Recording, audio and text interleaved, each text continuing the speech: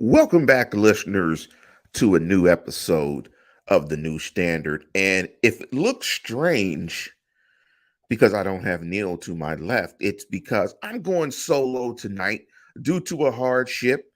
My wife is ill, so for that reason, I'm going to have to go ahead and record by myself.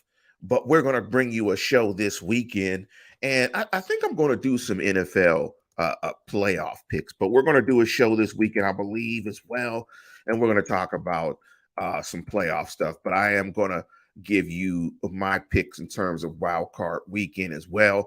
As always, listeners, if you want to participate in the program, let me warn you, if you listen to the show, if you're listening right now, we are not doing the show live. So if you are commenting and we are not making comments based on your comments, it's because it's the power of technology. I have already recorded the show, but we are very close to being monetized. So I want to thank you guys for that. So do a search for the New Standard in Lance Williams and or Neil Coulon, and please like and subscribe to the program if you haven't. If you want to hear the show via podcast, make sure you do a search for the podcast on a podcast feeder or reader and do a search for the New Standard and Lance Williams. You could see it behind me on my left, the New Standard, the TNS show. Thank you for your support. We look forward to being monetized, and I want to thank you, everybody, for supporting the show, continuing to spread the word. And also, if you listened to me before, do podcasts on Behind the Steel Curtain, and you just found me, please hit me with an email at the New Standard Pod at gmail.com and let me know how you found the show. On this particular show, we're going to jump into and we're going to answer the question: was the Steelers season successful?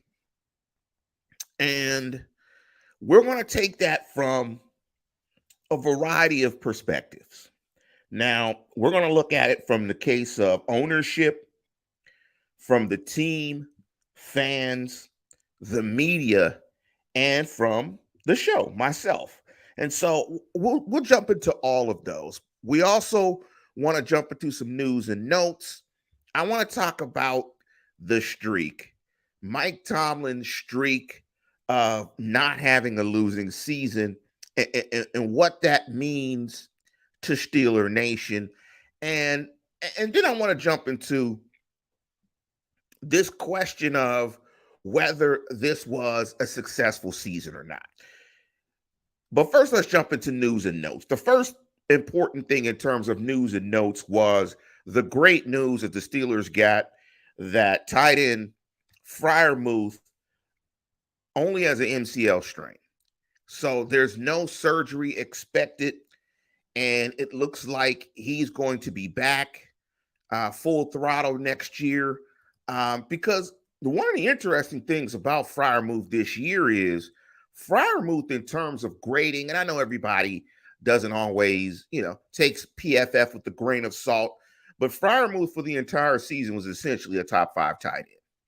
And he was a tight end that was under the tier of Kelsey, and the outstanding tight end, as I'm thinking about it, I'm forgetting his name, the outstanding tight end for the 49ers. He was in a tier below that. So me and Neil talked about it on the show. We were talking about the Steelers offense, and we were talking about some of the different position groups.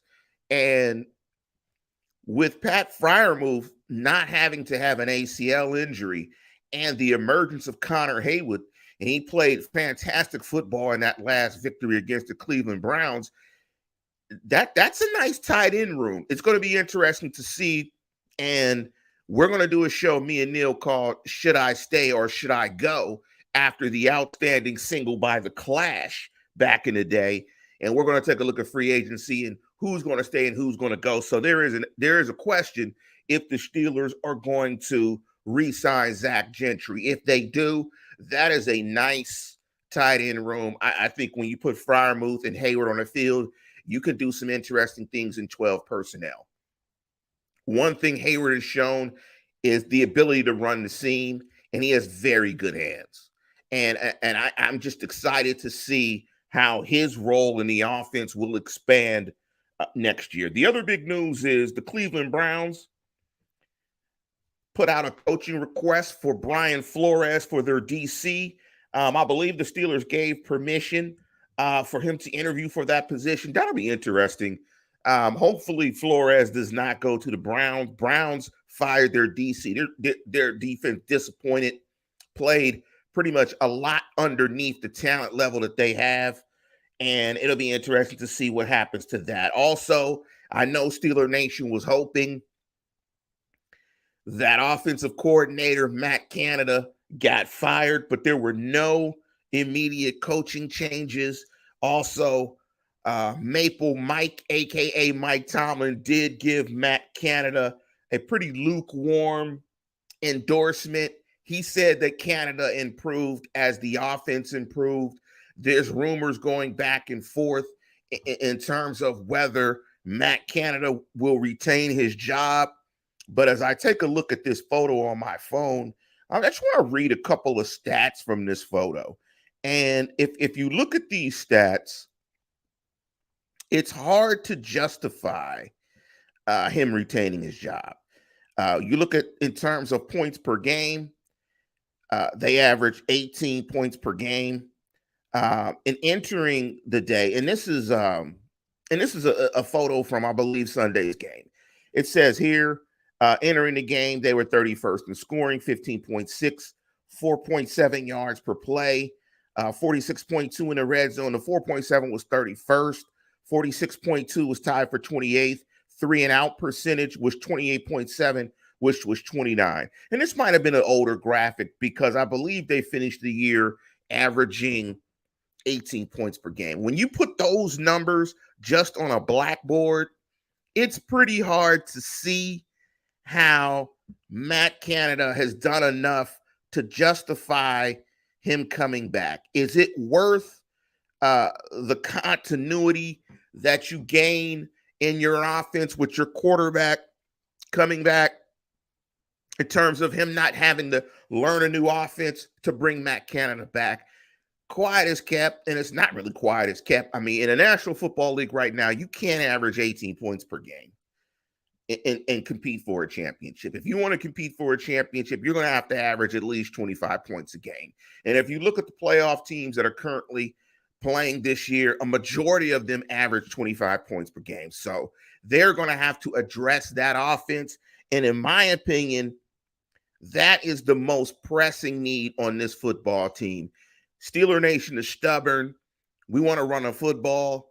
We want to play tough defense. We want to play Steeler, quote-unquote, football. But Steeler football is also defined by scoring more than 18 points per game. You want to win a world championship, particularly in the AFC North, where you have very good quarterbacks in Watson, Lamar Jackson, and Joe Cool, you're going to have to score some points. And the Steelers are going to have to score more points than they did in the 2022 season, 23 season. They're going to have to. And they have to get that number, in my opinion, to about 25 points per game at least. And they have to win or a point differential of at least a touchdown. So if you score 25, you give up 18. 18 would probably be close to league best. So if you score 27 and you give up 20, you give up 19, you're probably going to be a team competing for a Lombardi this weekend. Unfortunately, the Steelers are not. So I think that's a nice segue into the question, what is my perspective on Mike Tomlin never having a losing season? And do I think Tomlin cares about it? And if so, how so? Well, I think ultimately, because I've coached, and no, I've never coached professionals. I did coach on a high school level. You may laugh, but I did. And I always tell people, coaching is the hardest thing that I've ever done in my life. Now, I'm a guy with a master's degree from Carnegie Mellon. I've taken very advanced mathematical courses from some of the top universities in the world. And I'm going to just tell you right now, and that's not to toot my own horn, that's just to say that coaching is hella hard. You wear so many hats. You got to be counselor. You got to be dad. You got to be motivator. You got to be taskmaster. You got to be the X's and O's guy. You got to coach your coaches. I mean, you're always on. There was a great example. I was watching one of the games where, Mike Tomlin is telling Kenny Pickett to keep his head up. Always keep your head up when you're walking off the field. We'll get it back. We'll correct. We'll take a look at it in the locker room. So he's coaching every second, all the time. Like every second of his day, he's coaching. He's coaching some aspect of the team. So coaching, I appreciate the difficulty of coaching. So my perspective of the streak is it is very impressive to never have a losing season in the National Football League. Juxtapose that against the Cleveland Browns.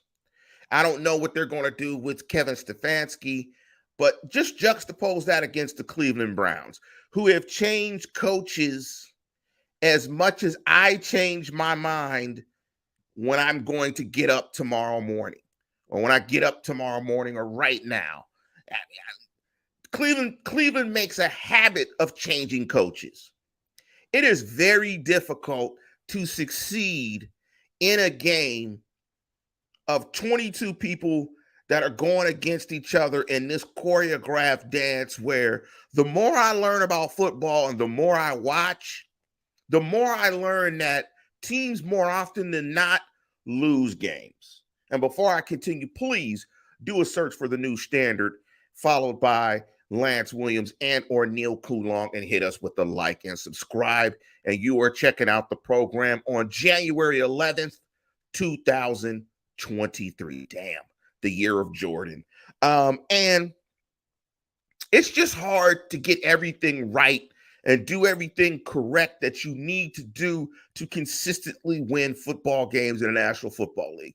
I've gone so far as to say it's not even a knock on you as a coach if you don't win consistently. We've seen the number of retreads get jobs. I mean, one that comes to mind as I'm talking about this is Josh McDaniels. And Josh McDaniels was terrible in Denver, and he's been terrible as the Raiders coach. He's gotten another opportunity. I mean, guys get other opportunities regardless of whether they win or not, because a lot of ownership groups realize and understand that winning football games is hard as hell.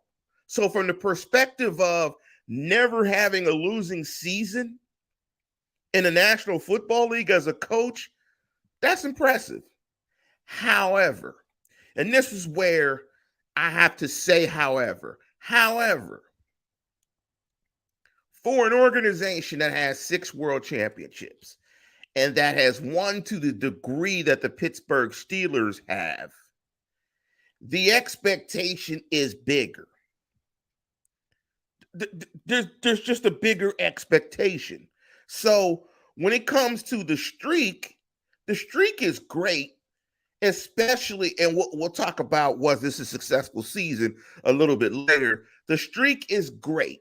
And here's the reason for the streak being great, because typically, if you have a winning season, you're going to be able to compete for the playoffs. You're going to be in the playoffs. You're going to compete for championships. And that's where the but is that in the seasons where the streak continued, but they didn't go to the playoffs, I'm not sure how the fan base should look at that. I'm going to try to jump into a little bit later from different perspectives in terms of whether that's successful. So I also want to ask, and I asked myself as I looked at my notes and wrote this down, does Tomlin care about the streak? And I think he does. But from an interesting perspective, and I said a little bit of it earlier, I think he cares because when you have winning seasons, you typically have an opportunity to compete for championships. Typically, this is a rare case in where going 9-8 doesn't get you into the dance. I mean, if you got to dance with her, I mean, you got to dance with her if you want to take the trophy home. So from that perspective, winning every year gives you opportunities to dance and compete for a Lombardi championship. But I don't think that Mike Tomlin wakes up and says, hey man, I've never had a losing season. Uh, let's just let me just try to continue that. Now, if that works out in the context of giving the Steelers an opportunity to compete for a championship, then it's great. If it doesn't, I'm sure he's disappointed. I'm sure Mike Tomlin is not at home popping his collar saying, well, damn, I didn't have another losing season, because they're not competing for the playoffs. They're not in the playoffs. They're not competing for a championship. So I think there's context to it. I know it frustrates the shit out of Steeler Nation, but there's context to it. I think if they get an opportunity to dance like last year, they weren't a good team. They got destroyed by the Chiefs. But if you were to ask Tomlin, it's a better season than this year because they have an opportunity to dance. I mean, the winning record, I'm sure for Tomlin doesn't mean anything, and it rings hollow because they don't have a chance to compete for a Lombardi trophy. He realizes how hard this is, and he realizes that most of the time, if you're a fan that deems success based on winning Lombardi trophies, then the majority of coaches in the National Football League are going to be failures. I don't think coaches see it like that because they're actually doing the job and they realize just how difficult it is. Let me answer this other question. Does Steeler Nation hate the streak? And if so, why?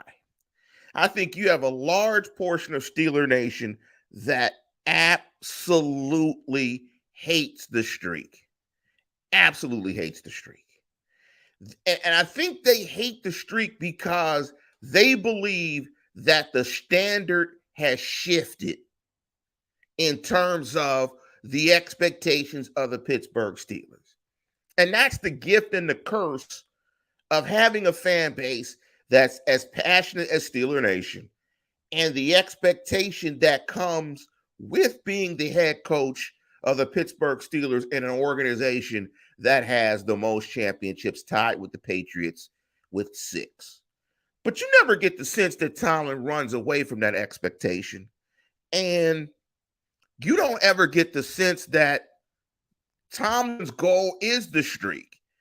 And the reason why is because the famous quote he said to Willie Parker back in the day about rushing trophies. And he said, we don't see any rushing trophies in the case. All we see is Lombardis. So they're aiming for the streak. But Steeler Nation does not like the streak because a lot of Steeler Nation thinks the Steelers are aiming to continue the streak, not to get more Lombardis. That the streak itself has become enough. That maintaining Tomlin's streak is the accomplishment instead of Lombardis. So when Steeler Nation hears, oh, Mike Tomlin has, 16 consecutive winning, Steeler Nation, a lot of Steeler Nation is like, so. But it's easy to say that. It's easy to say that behind a microphone. It's easy to say that when you don't put any sweat equity into it. It's easy to say that from 64,000 feet when your interaction with the team is from a fan perspective and you're not putting any work into the product. I mean, we're passionate about it, but our passion doesn't help them win if we're not sitting in a stadium. And you could even argue the impact of our passion when we sit in a stadium. But I guarantee you, Mike Tomlin sees a little bit different because him and his coaching staff and the players are putting in the sweat equity. But Steeler Nation, a large portion of Steeler Nation absolutely hates it. And it is like a kick in the nads to a certain extent. Because, I mean, as a Steeler fan, hell, I'm a super Steeler fan. I do a podcast. I don't take any solace from the fact that they went 9-8, but I'm going to watch an 8-9 Tampa Bay Buccaneers team. I take no solace in that. I'm an arrogant Steelers fan. I mean, I've grown up for the majority of my life. The Steelers have always had the most championships. I was born in 1970. They got their fourth in 79, 80. So from 80 to now, the Steelers almost always had the most championships. There was a brief time when they got surpassed by the Dallas Cowboys and the San Francisco 49ers, but that was really brief. I'm used to the Steelers having the most. Our fan base is spoiled. Our fan base is absolutely fanatical. I mean, if the Steelers aren't winning a championship every single season, a majority of Steelers fans are unhappy. But unfortunately, that's not realistic. So for some Steeler fans, the streak is like going out with the ugly sister. It's like doing a double date with the ugly sister, and your boy is with the fine sister. You want the fine sister. You keep looking at the fine sister. The ugly sister wants you. You don't want her. You want the fine sister, and the fine sister likes your man. And there's nothing you can do about it. And that's what this season feels like. That's what the streak feels like for a lot of Steeler fans, because the streak is not coupled with playoff victories. But here's the thing, and I was laughing with my brother who's a Patriot fan, and he gets it. Coming from a fan base that has the record of championships along with the Steelers, he understands it. When you're a Steeler fan, the target moves. And I'm sure Tomlin understands it. The players understand it. The Rooneys understand it. And it's the passion of the fan base. The target moves. Let me give you an example. The streak continues. Steelers haven't won a playoff game in quite some time, right? How about this? Let's say the last couple of playoff appearances, the Steelers got wins. Let's say they beat Cleveland, they beat Jacksonville. Let's say they weren't going to beat Kansas City. So let's say they win those games, right? And they lose, instead of the wild card weekend, they lose in the divisional round. SteelersNation would say, well, we haven't won a game in the divisional round in some odd years. It's a failure. Okay, let's switch the script. Let's say the last several times the Steelers have gone to the playoffs, they went to the AFC Championship and lost every one. Steeler fans would say, it's a failure. It's a disappointment. We've gotten to the AFC Championship game 5 years in a row. We just can't get over the hump. And let's say the Steelers went to the Super Bowl every year. They went to the playoffs, but lost. Steeler fan would be saying, man, we're not any good. All we do is get to the Super Bowl every single year, and we just lose. We're supposed to win a Super Bowl every year. So at some point in time, the fan base is never going to be satisfied. The reality of it is, it's hard to win championships. And if you give yourself enough chances at the dance, at some point in time, if you ask her over and over and over again, at some point she gonna get weak and say, yeah, man, we can dance. And that's, but you got to keep giving yourself cracks at it. And it starts, unfortunately, with the streak. And so that goes to the question of, was this a successful season? And, success is a very interesting word, because success means, or being successful means, a lot of different things to different people. Now, the Webster's is accomplishing an aim or purpose, a successful attack on the town. So if you take the Webster's definition, if the goal is to win a championship, realistically, to win a championship, then they have only been successful 6 times in their history since 1933. And we all know that that's not real. That's not real. That they have had successful seasons, but they have come up short. It is a sport where there is one champion. So I don't know if you could take that definition of success because that's very limiting. But the one thing I do know is success is relative to your expectation. So I'm going to answer it from a couple of perspectives, from an ownership perspective, from a team perspective, from the fans' perspective, the media, and mine. Let me start with the media. Let me give you a quote from Mark Caballi of The Athletic. He wrote the following: having a good feeling about the season will do this team much better than a one and done playoff appearance. And he's assuming that playing the Buffalo Bills up in Buffalo, a team that beat them by 5 touchdowns, would kill them. And that would hurt them. Now, I disagree a little bit with Mark Caballi. And his perspective sounds very media. Because although the media puts a lot into this, bringing us the game, giving us inside stories, peeling back the curtain, giving us a perspective of the team that we can't get unless they give it to us, they're not coaching. They're not taking hits. They're not traveling and being away from their family. They're not taking Toradol. They're not in pain.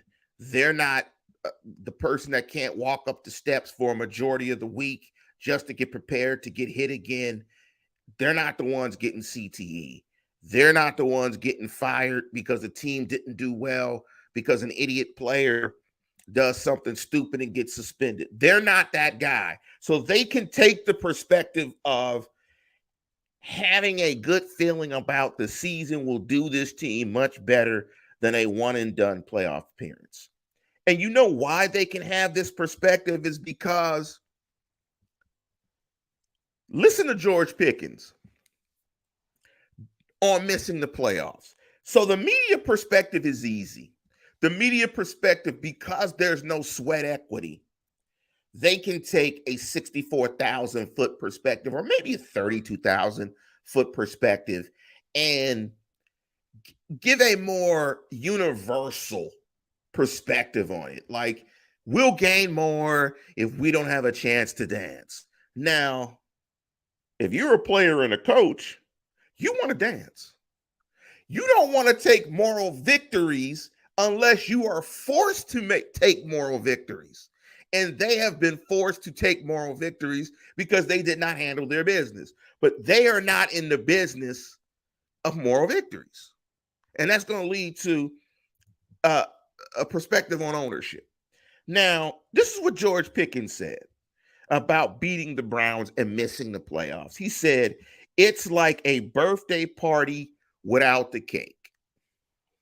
Now, George Pickens ain't running routes every day in the hot sun, getting ready, busting his butt. Players aren't working as hard as they can, and coaches aren't sacrificing time with family and their health and grinding to take the perspective of Mark Caballi to be able to be altruistic and say, it'll be much better if we don't compete for a championship.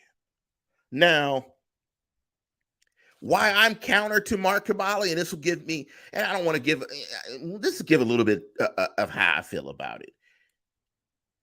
Winning informs winning. I understand Caballi's perspective of going into the offseason, and he knows the team much better than me. He's closer to those guys. He's closer to their psyche. So he could indeed be right. I'm not saying that he's wrong.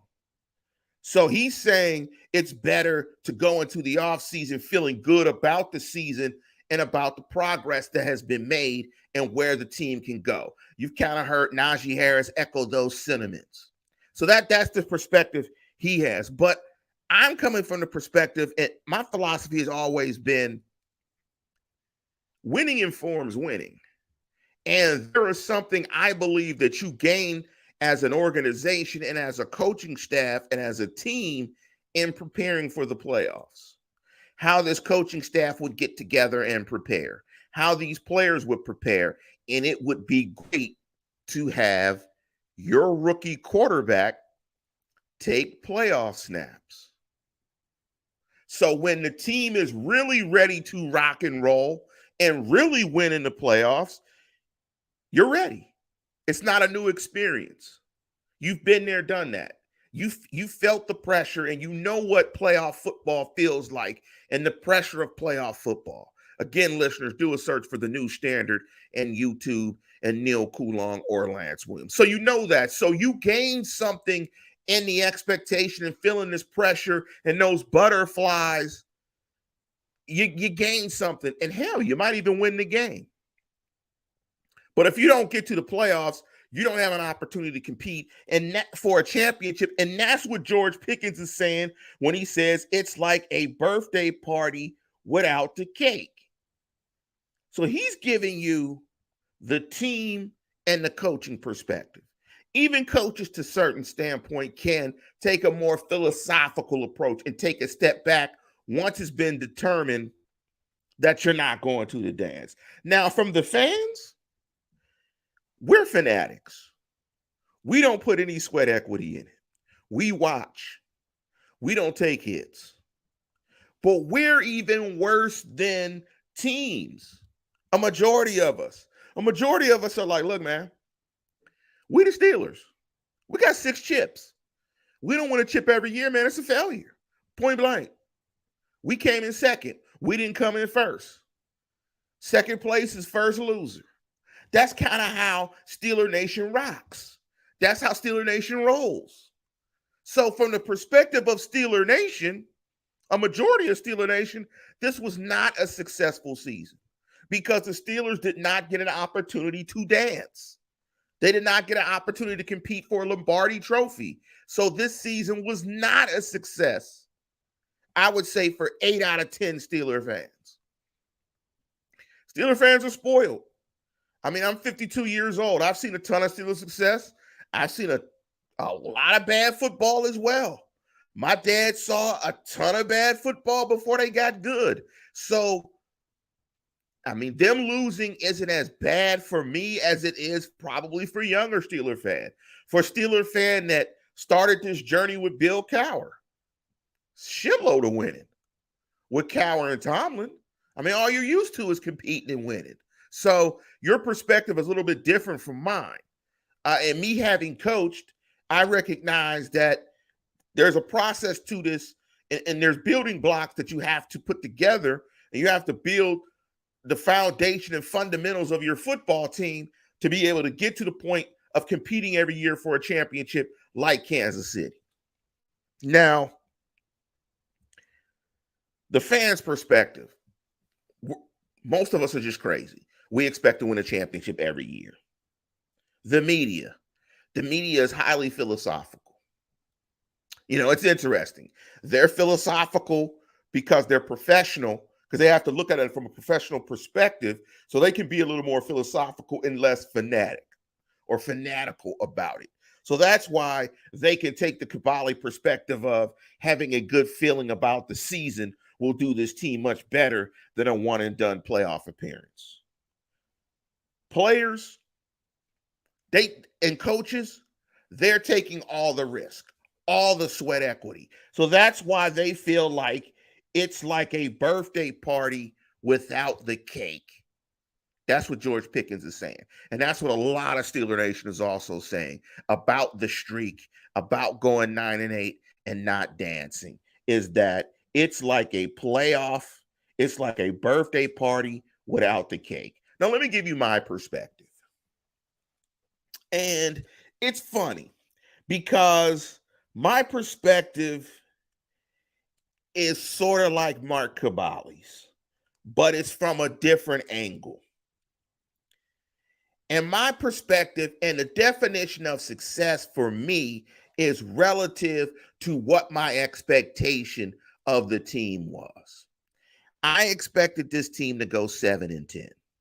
When I looked at this roster, I didn't think they had enough to compete for a championship because I just did not believe that their offense would score enough points to do it. And they did not. I am really surprised that they that they won 9 games. You look at their offensive talent, and now it's getting better. You have Deontay, you got Pickens. Now that you have Freiermuth, it's going to be healthy. I think you got Hayward. That's a nice tight end room. You got Warren. You got Najee. That's nice running backs. I think the offensive line is starting to get better. The question of coordination with Matt Canada, I think, has to get addressed.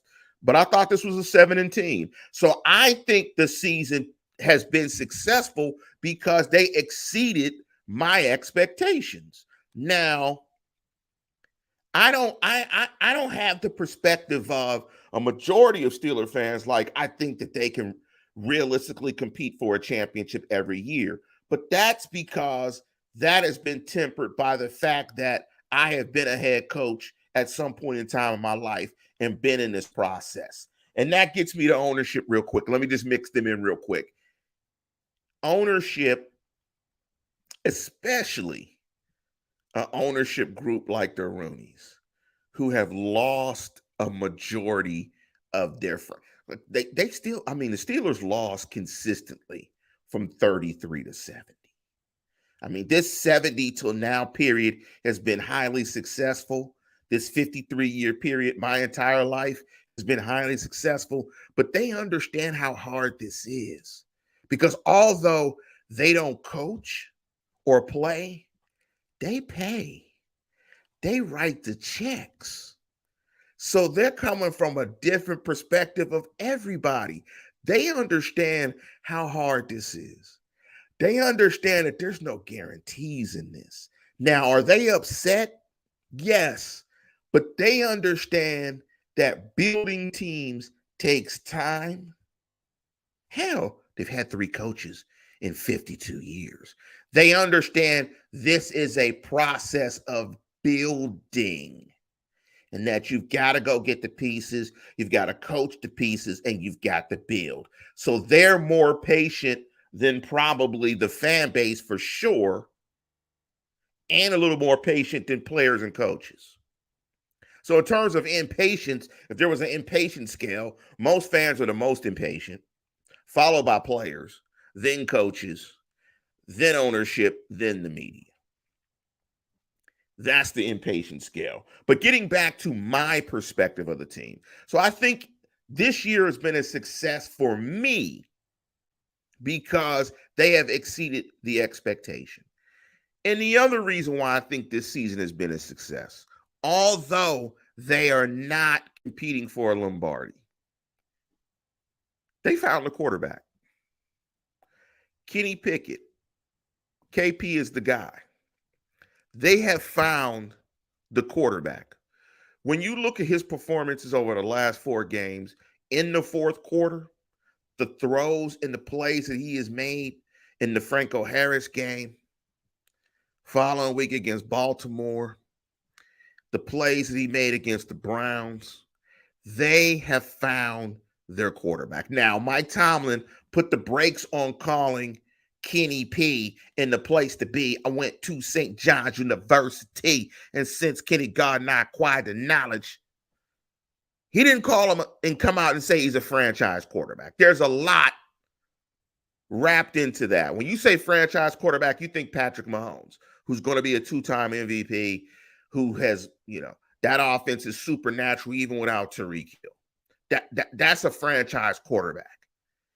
Kenny Pickett is a guy with a lot of potential. But I think the Steelers have found their guy. That's why the season has ultimately been successful.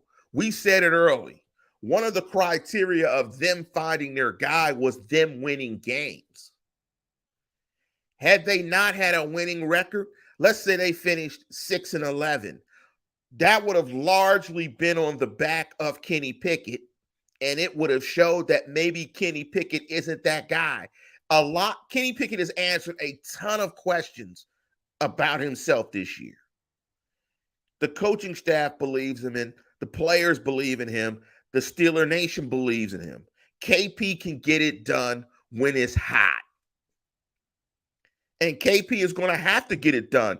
Kenny Pickett is going to have to get it done when it's hot because that division is hot when it comes to quarterback. Presuming Lamar Jackson goes back to the Ravens, you got Deshaun Watson. I know he didn't play well this year, but I expect Deshaun Watson to play much better football next year. From a quarterback perspective, and you got Joe Burrow, Cincinnati Bengals playing fantastic football. So from the perspective of the quarterback position, hey man, Steelers got to find that guy. Because if they didn't find that guy, Steelers going to lose for a decade. They're not going to win for a while. Because when you're in a division and every quarterback is good, it's tough. It's tough. You'll be fighting every single season. So the season to me has largely been a success because they exceeded my expectations and because they have found their quarterback of the future. This season for me was all about the development of Kenny Pickett. And two things have happened. He is developing at a rapid rate, and they won 9 football games. So he's getting better, and they won 9 games, and he showed that he can perform when it's hot, when it's absolutely sizzling. So to the question that we asked on this particular program, was this season a success, even though they did not go to the playoffs? Absolutely for me. Absolutely it was a success. I had no expectation that this team was going to compete for a championship. This team was sexy tanking.